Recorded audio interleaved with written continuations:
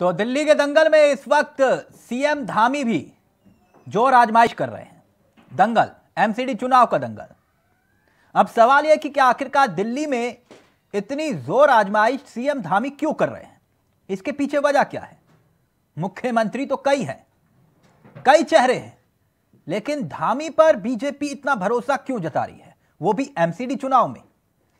दिल्ली में प्रचार की रफ्तार तेज हो चुकी है और एमसीडी चुनाव में धामी बीजेपी के भरोसेमंद चेहरों में से एक बन चुके हैं।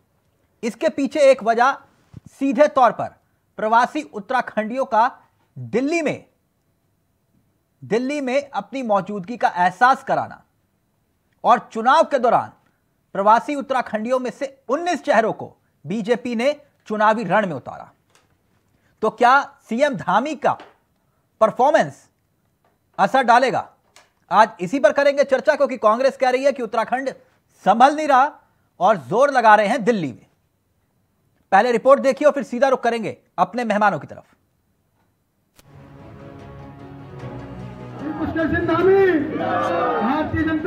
सीएम धामी इन दिनों दिल्ली के एमसीडी चुनावी दंगल में जोर आजमाइश कर रहे हैं। दरअसल इसके पीछे वजह भी है। बीजेपी ने उन्हें खास मिशन पर उतारा है। दिल्ली के एमसीडी चुनाव में बीजेपी ने एक नहीं, दो नहीं, बल्कि 19 प्रवासी उत्तराखंडियों को टिकट देकर चुनावी दंगल में उतार दिया है, जिसके बाद उत्तराखंड की जिम्मेदारी और ज्यादा बढ़ गई है और ये जिम्मा खुद मुख्यमंत्री पुष्कर सिंह धामी के कंधों पर है। तभी तो पुष्कर सिंह धामी खुद प्रवासी उत्तराखंड वाले क्षेत्रों में एक के बाद एक जनसभाएं कर रहे हैं, ताकि उनके क्षेत्र में पार्टी प्रत्याशी को आसानी से जीत मिल सके। यानी दारोमदार धामी के कंधों पर है। भारतीय जनता पार्टी, धामी जी को जय श्री राम, धामी जी को जय श्री राम। वहीं बीजेपी सीएम की दिल्ली चुनाव में चल रही जनसभाओं में उमड़ी भीड़ को देखकर गदगद है। दावा ये कि भीड़ प्रमाण है धामी की बढ़ती लोकप्रियता का, जबकि दूसरी तरफ कांग्रेस कटाक्ष करते हुए कह रही है कि उत्तराखंड संभल नहीं रहा, दिल्ली में सीएम प्रचार कर रहे हैं। उत्तराखंड के माननीय मुख्यमंत्री श्री पुष्कर सिंह धामी जी ने दिल्ली नगर निगम चुनाव में भी अपनी लोकप्रियता स्थापित की है और जिस प्रकार से नगर निगम चुनाव में उन्हें बार बार वहां पर आमंत्रित किया जा रहा है और जिस प्रकार से उनकी जनसभाओं और रोड शो में जनता उमड़ रही है, उससे साफ है कि वहाँ भी श्री धामी जी की लोकप्रियता अपने उच्च शिखर पर है और निश्चित तौर पर ये उत्तराखंड के लिए गर्व की बात भी है। राज्य के मुख्यमंत्री हैं कि इन सब समस्याओं के बाद भी दिल्ली नगर निगम के चुनाव में बिजी हैं। उन्हें राज्य की फिक्र नहीं। आखिर इस राज्य का प्रशासन कौन चलाएगा और इस राज्य के जो ज्वलंत मुद्दे हैं, चाहे वो भ्रष्टाचार के आरोप उनके पूर्व मुख्यमंत्री लगा रहे हों, बेरोजगारों की और तमाम जो पीड़ितों की मांगे हैं, उन पर आखिर प्रशासन कैसे गंभीर होगा जब राज्य का मुखिया ही जो है उदासीन बना रहेगा और राज्य से बाहर जो है नगर निगम के चुनाव में दिल्ली में व्यस्त रहेगा। ये बहुत ही चिंतनीय है। भारतीय जनता पार्टी, धामी जी को जय श्री राम, धामी जी को जय श्री राम। उत्तराखंड के युवा मुख्यमंत्री पुष्कर सिंह धामी को कभी उत्तराखंड के विधानसभा चुनाव में केंद्रीय मंत्री राजनाथ सिंह ने फायर नेता की संज्ञा दी थी, जिसे आज सीएम धामी सच साबित करने की कोशिश कर रहे हैं। उत्तराखंड और हिमाचल में मुख्यमंत्री पुष्कर सिंह धामी ने अपना जलवा दिखाने की कोशिश की है। ऐसे में सवाल ये कि क्या एमसीडी चुनाव में भी धामी की धमक महसूस होगी? अभय कैंतुरा, देहरादून, इंडिया वॉइस।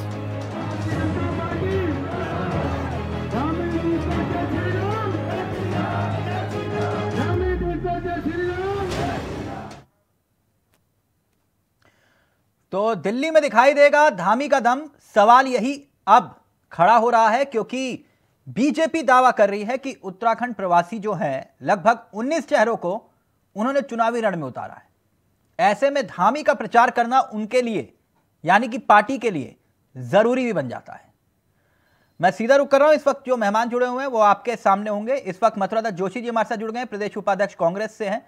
साथ ही इस कार्यक्रम का हिस्सा आम आदमी पार्टी और बीजेपी के चेहरे भी होंगे। लेकिन पहले मथुरादास जोशी जी, इस चर्चा की शुरुआत आपसे करना चाहूंगा। जोशी जी, कैसे हैं आप? मैं ठीक हूँ तिलक जी, नमस्कार।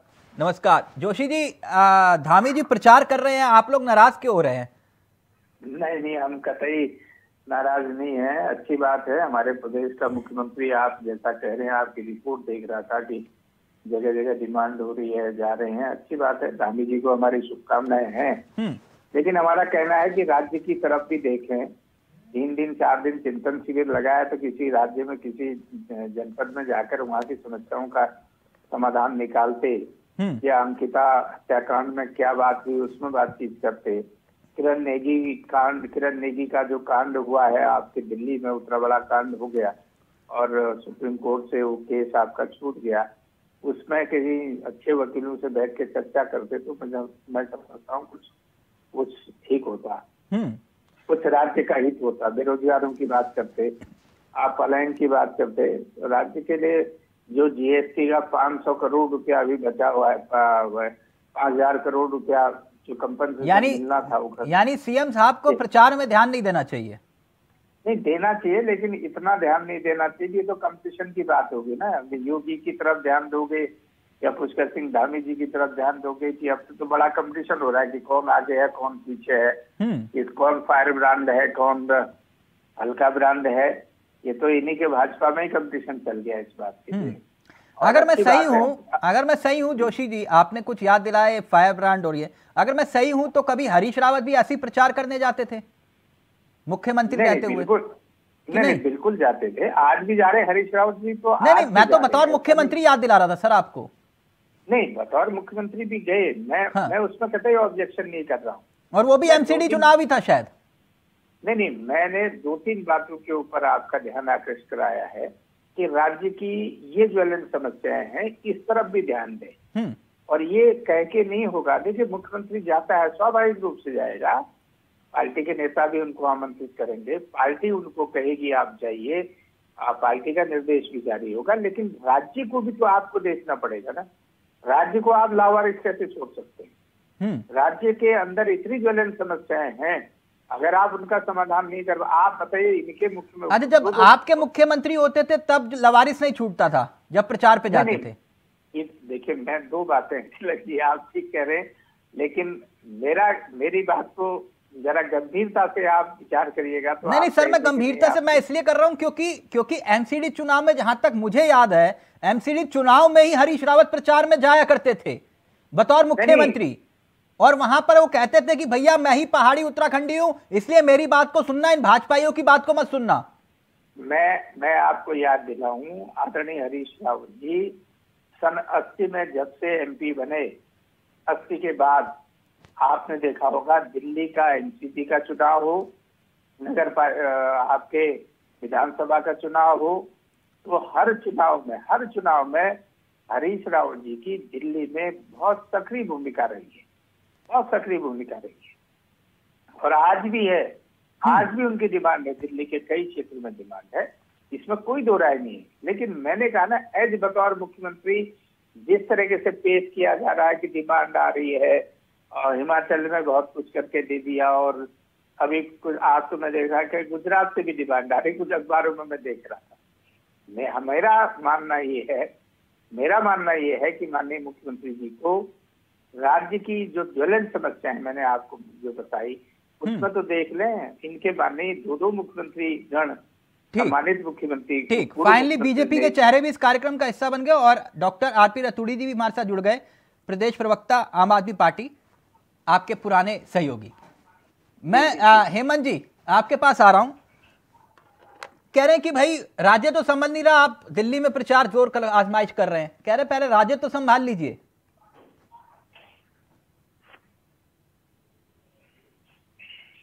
हेमंत जी, मेरा ऑडियो आ रहा है आपको? हेलो हेमंत जी। हाँ जी, तिलक जी नमस्कार। नमस्कार हेमंत जी, जोशी जी कह रहे हैं पहले राज्य तो संभाल लो, फिर प्रचार में जाओ दिल्ली। राज्य पूरी तरह से संभला हुआ है, और हमारे जोशी जी जो कह रहे हैं, जोशी जी तो विपक्ष की भूमिका ईमानदारी से निभा रहे हैं, उनका धर्म भी है और धर्म का पालन करना, उन्होंने बोलना भी है। लेकिन आप जान रहे हैं कि मुख्यमंत्री जी की लोकप्रियता की मैं बात करूं तो आप जानते हैं कि चंपावत जो उपचुनाव हुआ था, उस उपचुनाव से उनकी लोकप्रियता का आपको पता लगेगा कि शायद जो 151 बूथ थे, उन पूरे बूथों में जो है कि मुख्यमंत्री जो है कि भारी मतों से जीते थे। और एक कोट ब्लॉक में जो है कोट शक्ति केंद्र है, वहां पर जो है कि कांग्रेस का जो बस्ता लगाया हुआ था उस पर भी कांग्रेस को वोट नहीं पड़े हैं। और 93% पोलिंग वहां हुई थी और 97% जो है कि पोलिंग वोट जो है कि वो मुख्यमंत्री पुष्कर सिंह धामी जी को पड़ा था।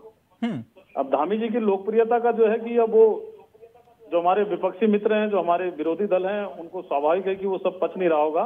लेकिन मैं इस समय कह सकता हूं कि सबसे युवा मुख्यमंत्री और सबसे कर्मठ मुख्यमंत्री, पूरी ईमानदारी पूरी निष्ठा के साथ में जो हमारा संकल्प पत्र है उसको लेकर उन्होंने जो है कि राज्य के अंदर भी निरंतर जो है, चाहे वो इंफ्रास्ट्रक्चर में हो, चाहे वो शिक्षा के क्षेत्र में हो, चाहे वो चिकित्सा के क्षेत्र में हो, बहुत अच्छा काम मुख्यमंत्री जी कर रहे हैं। आपने चंपावत उपचुनाव याद दिलाया, मुझे कुछ और उपचुनाव भी याद आ गए। सितारगंज उपचुनाव जहां पर विजय बोगड़ा चुनाव लड़े थे जी, और उनके सामने प्रकाश पंत जैसा धुरंधर चुनाव लड़ रहा था, वो भी चुनाव हार गए थे। लेकिन जिस तरह से जीत हासिल की थी विजय बोगड़ा ने, वो भी ऐतिहासिक जीत थी। Please continue. चुनाव ऐतिहासिक थी, जीत ऐतिहासिक थी, बिल्कुल ठीक नहीं, आपने ऐतिहासिक जीत याद दिलाई बतौर मुख्यमंत्री, तो मेरे को भी कुछ याद आ गया, मैंने इसलिए आपसे शेयर कर लिया। Please continue. इस समय उनकी लोकप्रियता और उनकी डिमांड को लेकर जो इस समय उनकी मांग है, चाहे वो एमसीडी चुनाव देखिए, हिमाचल चुनाव के अंदर देखिए, और मैं समझता हूँ शायद गुजरात चुनाव। प्लीज जोशी जी पहले जल्दी से, फिर मैं रतूड़ी जी के पास जा रहा हूँ। पहली बार मेरी मुलाकात हो रही है बहुत दिनों के बाद हेमंत द्विवेदी जी से। पहले तो मेरी शुभकामनाएं हैं, उनको प्रवक्ता पार्टी में पक्ष रखने के लिए प्रवक्ता का पद दिया है, उसके लिए मेरी उनको बधाई है, शुभकामनाएं। हमारे अच्छे मित्र भी हैं। मैं एक बात कहना चाहता हूँ, हेमंत भाई वो तो सब ठीक है, मुख्यमंत्री की लोकप्रियता होती है, उपचुनाव होते हैं। तिलक भाई ने अभी 2 उदाहरण यही दे दिए। हरीश रावत जी का भी उदाहरण था, एक तरफा चुनाव हुआ था धारचूला का, और बहुगुणा जी का चुनाव भी हुआ था। ये 2012-17 तो होंगे, ठीक है, मुख्यमंत्री जी की भी लोकप्रियता है। और चुनाव कैसा हुआ ये मैं भी जानता हूँ, मैं भी वहीं था, आप भी वहीं थे, ठीक है, कोई बात नहीं, चुनाव हुआ। और कभी तो ये होता था कि 90% से अगर वोट पड़ रहा तो चुनाव कैंसिल हो जाते थे। हालांकि अब उसमें संशोधनों का एक बात। दूसरी बात यह कि लोकप्रियता का जो पैमाना है वो तो यही दिख रहा है। आपके दो मुख्यमंत्री, दो पूर्व मुख्यमंत्री इस तरीके से मुख्यमंत्री पर भ्रष्टाचार के आरोप लगा रहे हैं या अन्य आरोप लगा रहे हैं, ये भी आपके सबके सामने है। ठीक है, मैं इस पर कहीं नहीं, पैमाना चुनाव का क्या होता है जोशी जी, मैं आगे जाऊं, आपको किसी ने मना थोड़ी ना किया था। जैसे सितारगंज उपचुनाव की आपने याद दिलाई, प्रकाश पंत जैसे धुरंधर आकर चुनावी रण में उतरे तो सही, उनको मालूम था मेरी हार होगी, लेकिन लड़े तो सही। आप तो रण में दिखाई नहीं दिए चंपावत में, आप फिर सरकार के ऊपर इल्जाम लगा रहे हैं। आप कहां दिखाई दिए चंपावत में? हमने तो मातृशक्ति को मैदान में उतारा। सर मातृशक्ति तो वहां भी उतार सकते थे आप, जहां पर कहा लड़की लड़ सकती और खुद मुख्यमंत्री ने टिकट काट दी महिला की, तब आपने मातृशक्ति याद नहीं है आपको लाल कुआं में? नहीं, लाल कुआं में देखिए दो कई चीजें। तिलक जी कुछ निर्णय तो ऐसे होंगे ना, पार्टी के अंदर कुछ निर्णय तो देश काल परिस्थिति को देख के तो किए जाते हैं। वाह, आपने एक प्रत्याशी को टिकट दे दिया, बोला कि जाओ जाके लड़ो, और फिर कहते हो लड़की लड़ सकती है और मुख्यमंत्री कहते हैं मैं तो यहीं से लड़ूंगा, और फिर आप कहते हो कि नहीं ये तो परिस्थितियां थी, और आप उनको सीख दे रहे हो। राजनीतिक परिस्थितियां बदलती रहती। मैं कहीं कटाक्ष में मैंने कहा नहीं, अभी आपके सामने रतूड़ी जी क्लियर कर देंगे। एक सेकंड, आपके तो पुराने हैं, कहते हैं ना जो सबसे करीबी दोस्त होता है वही सबसे बड़ा दुश्मन भी होता है, सियासी दुश्मन, है ना? और डॉक्टर रतूड़ी साहब के पास तो सब मेरे से ज्यादा किस्से हैं उनके पास तो। डॉक्टर साहब कैसे हैं आप? रतूड़ी जी नमस्कार। रतूड़ी जी, जोशी जी कह रहे हैं कि पहले मुख्यमंत्री को। नमस्कार, कैसे तिलक जी? मैं ठीक हूँ रतूड़ी जी। डॉक्टर साहब, जोशी जी कह रहे हैं पहले मुख्यमंत्री को दिल्ली नहीं उत्तराखंड संभालना चाहिए, फिर दिल्ली जाना चाहिए, लेकिन इनके ऊपर भी तो वही फॉर्मूला लागू होता है। खुद मुख्यमंत्री रहते हुए हरीश रावत भी प्रचार करते थे कि नहीं? जी, वो तो भूत हो गए, उन पर ज्यादा टिप्पणी नहीं करना चाहिए। तो ये तो वर्तमान से प्रश्न करना चाहिए जो सरकार चला रहे हैं जी। निश्चित तौर पर दिल्ली की जनता 3 प्रश्न जरूर कर रही होगी जब धामी साहब प्रचार कर रहे होंगे तो ये जरूर पूछ रहे होंगे कि आप सबसे पहले तो ये बताएं कि आप अंकिता हत्याकांड में वो वीआईपी को कब जेल भेजोगे जिसकी वजह से उसकी हत्या हुई। दूसरा प्रश्न वहाँ की जनता पूछ रही है कि विधानसभा में भ्रष्टाचार हुआ, कर्मचारी तो हाईकोर्ट के द्वारा भी बाहर होंगे, लेकिन आपकी कैबिनेट में जिन्होंने भ्रष्टाचार किया था उनको कब बाहर करेंगे, ये प्रश्न वहाँ की जनता पूछेगी।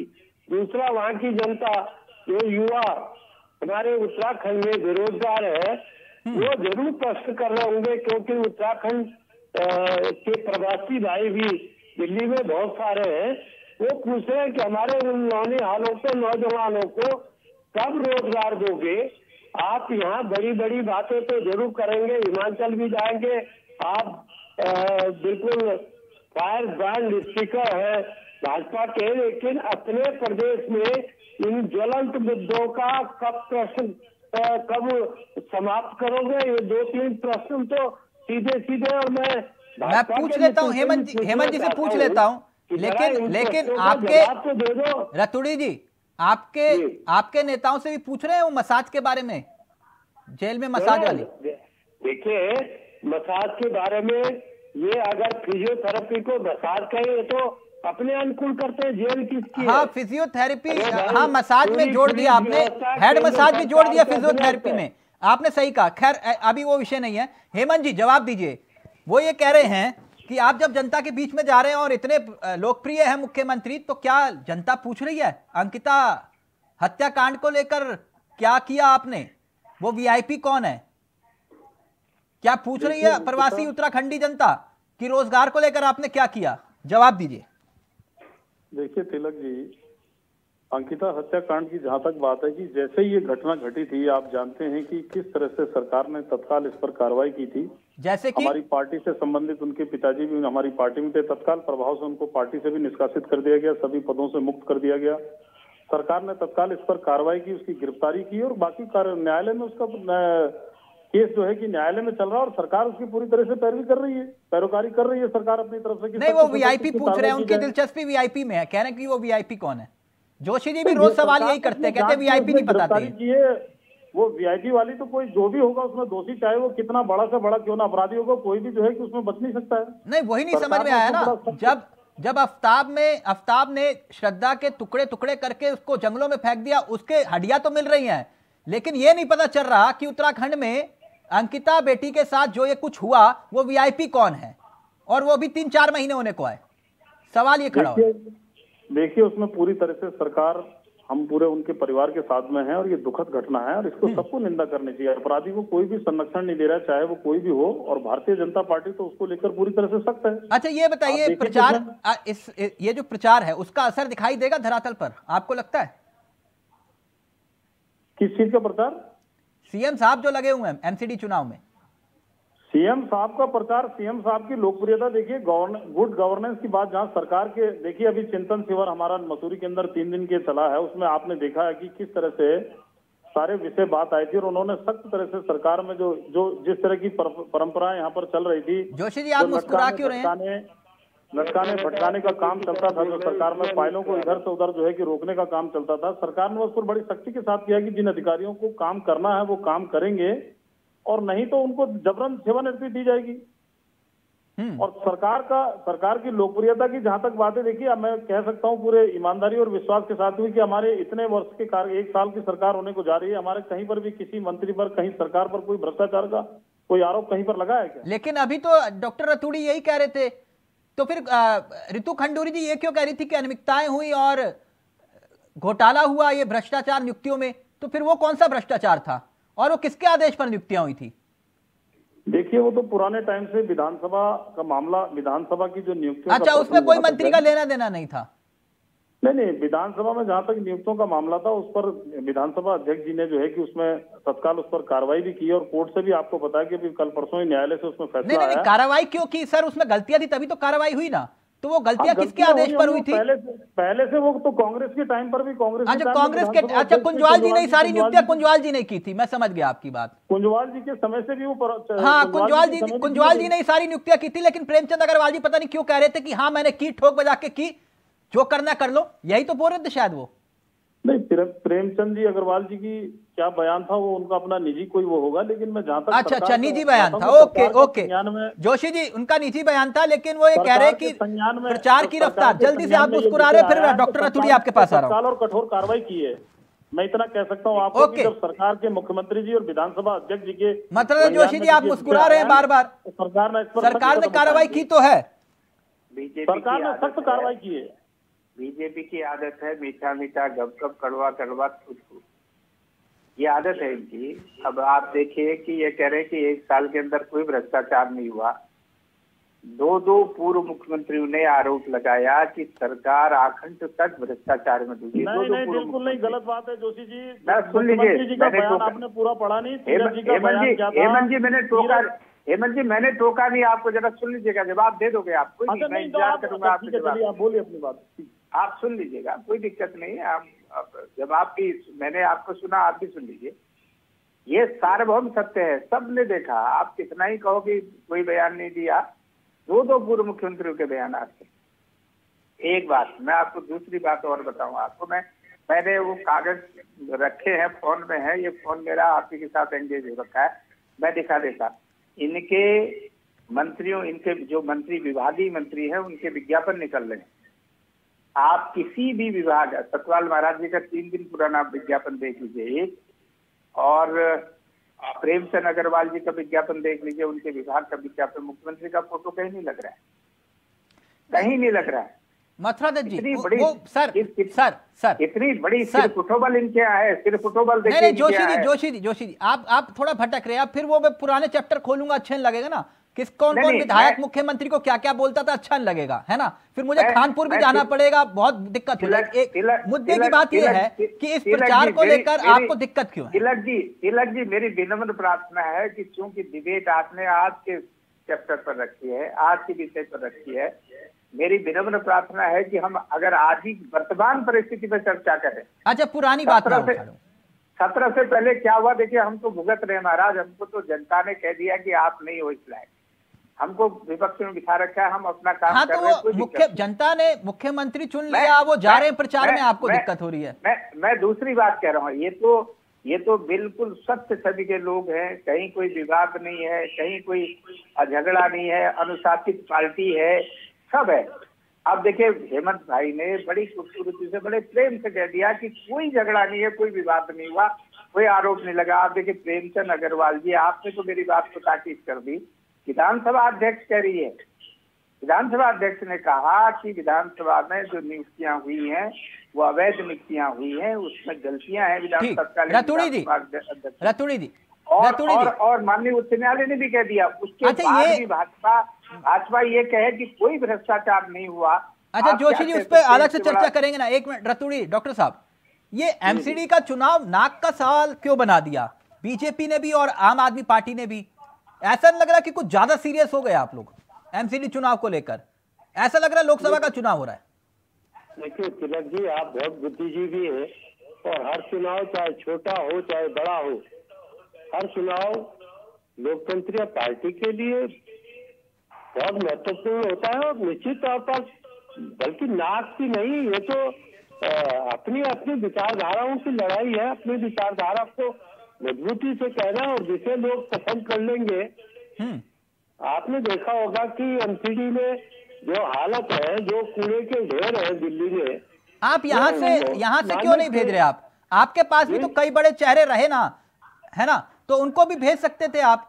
शायद जोत सिंह बिष्ट प्रचार कर रहे हैं वहां पर, लेकिन बाकी और चेहरे तो लगे नहीं हुए, दिखाई नहीं दे रहे आपके, जो कम से कम हमारे लगभग 65 लोग जो है लगातार, मुझे भी जाना था, लेकिन क्योंकि स्थापना दिवस था पार्टी का, उसकी जिम्मेदारी मुझे यहाँ मुख्यालय में दे दी कि आप मुख्यालय में पार्टी का स्थापना दिवस मनाएंगे। तो मुझे कल जाना था। हमारे सारे कार्यकर्ता, उत्तराखंड के जितने भी वरिष्ठ कार्यकर्ता, तो आप भी प्रचार करिए, उनको भी करने दीजिए, जनता को तय करने दीजिए ना कि कौन जीतेगा कौन हारेगा। आप लोग इतना सीरियस हो रहे हैं, मुख्यमंत्री प्रचार कर रहे हैं तो। नहीं, हमारा उन पर ये आरोप नहीं, हम तो ये कह रहे हैं कि वो जाए, प्रचार करें, लेकिन दिल्ली में जो उत्तराखंड के लोग हैं वो निश्चित तौर पर उनसे प्रश्न कर रहे हैं। मैं ठीक, हेमंत जी फाइनल कमेंट आपका। आप इस बात की, अगर वो कह रहे हैं कि वाकई धामी की धमक दिखाई दे रही है, तो ये पक्का है ना कि 19 अगर टिकट मिली है उत्तराखंड प्रवासियों को तो 19 के 19 जीतेंगे बीजेपी के। 19 पार्षद जो है चुनाव जीत रहे हैं। हेमंत जी कुछ कह रहे हैं आप? हमारी पार्टी में जी मैं बोल रहा हूँ कि हमारे जो 19 के 19 पार्षद हैं वो चुनाव जीत रहे हैं वहाँ पर। अच्छा 19 के 19 जीत रहे हैं जी, नोट कर लीजिए, मैं लिख रहा हूँ आज की तारीख में 19 के 19 पार्षद हमारे चुनाव जीत रहे हैं और भारतीय जनता पार्टी की पुनः जो है कि एमसीडी में सरकार बनने जा रही है। अच्छा ऐसी क्या जरूरत आन पड़ी कि एमसीडी चुनाव में मुख्यमंत्री को प्रचार के लिए उतारना पड़ा? नहीं देखिए, ऐसा लग रहा है लोकसभा का चुनाव हो रहा है। नहीं, भारतीय जनता पार्टी एक पूरे विश्व में सबसे बड़ी लोकतांत्रिक राजनीतिक दल है और हमारे यहाँ कार्यकर्ता आधारित पार्टी। हमारे कार्यकर्ता हमारे पूरे देश के अंदर भारतीय जनता पार्टी के कार्यकर्ता हैं, चुनाव लड़ते हैं। किसी को भी कहीं पर मुख्यमंत्री जी हो, हमारे केंद्रीय मंत्री हो, हमारे बहुत सारे मंत्री, बहुत सारे पदाधिकारी, संगठन के बड़े बड़े पदाधिकारी वहां पर हमारे चुनाव लड़ा रहे हैं। तो ये हमारी पार्टी का एक आंतरिक वो है और पार्टी में सब लोग। हाँ ये बात तो है, आपने बिल्कुल चुनाव को जो है बिल्कुल ऐसा बना दिया एमसीडी चुनाव जैसे कि लोकसभा का चुनाव हो रहा है। नहीं, चुनाव तो चुनाव होता है तिलक जी, वो एमसीडी का चुनाव हो या लोकसभा का चुनाव हो या विधानसभा का चुनाव हो, चलिए चुनाव तो चुनाव होता है वो जनता के द्वारा। थैंक यू सो मच, बहुत बहुत शुक्रिया आपका हेमंत जी। मथुरा दत्त जोशी जी, डॉक्टर रतूड़ी साहब वक्त इजाजत नहीं दे रहा, आप लोग जुड़े, बहुत बहुत शुक्रिया। तो प्रवासी उत्तराखंडियों को मनाने के लिए, जुटाने के लिए, एकजुट करने के लिए इस वक्त जोर आजमाइश हो रही है और सीएम धामी को खास मोर्चे पर उतारा गया है। तो क्या इसका असर पड़ेगा? आने वाले नतीजे बताएंगे कि धामी का असर क्या दिखाई दिया। फिलहाल मुझे दीजिए इजाजत। नमस्कार, जय हिंद, जय भारत, जय उत्तराखंड।